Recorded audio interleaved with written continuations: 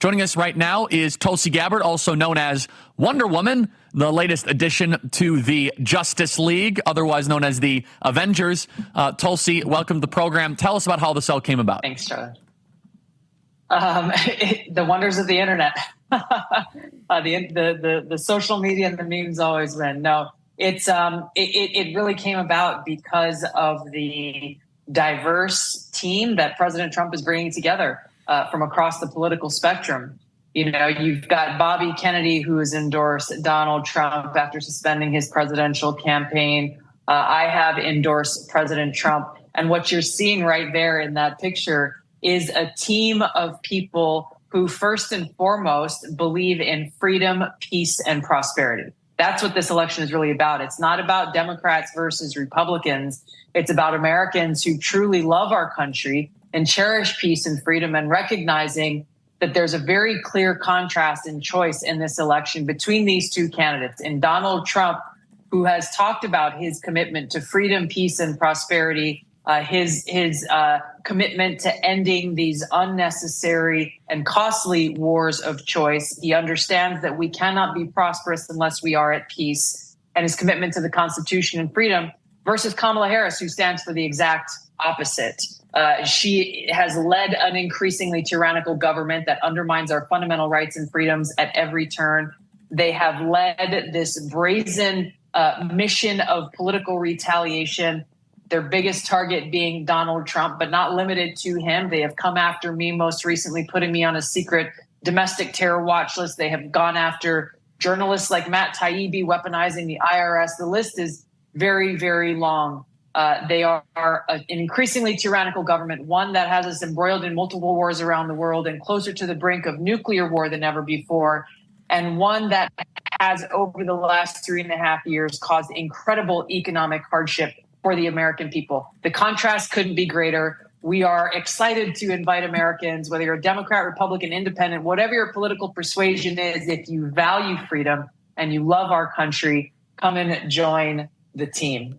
I love it. And honestly, thank you for your bravery and your courage, because Tulsi, a couple of years ago, you were running for president as a Democrat, co-chair of the DNC, and now embracing and endorsing Donald Trump with disagreements. And by the way, I love disagreements. I think that's what makes politics fun. I think that's part of what a free society is all about, is that we don't agree with everything, and that way you can actually come to the best conclusion.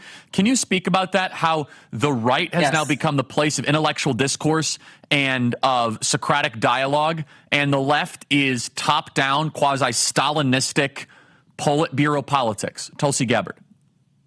Well said, Charlie. This is one of the main reasons why I left the Democratic Party after being a Democrat for over 20 years, was because when I was 21 years old in Hawaii and I was thinking about which party I most aligned with or which party's values I was most drawn to, I joined the Democratic Party at that time because it was still a party that celebrated being a big tent party, that welcomed people from all different views and backgrounds and ideas, and supported this vibrant open marketplace of dialogue and debate. It was a party that fought for the little guy. It was a party that welcomed people who stood up and called for peace and an end to these stupid wars of choice. It was the party of President John F. Kennedy and Martin Luther King, and I identified with those values and was drawn to the party because of that. I left the Democratic Party because the Democrat Party of today stands for the exact opposite of every one of those things that drew me to become a Democrat in the first place.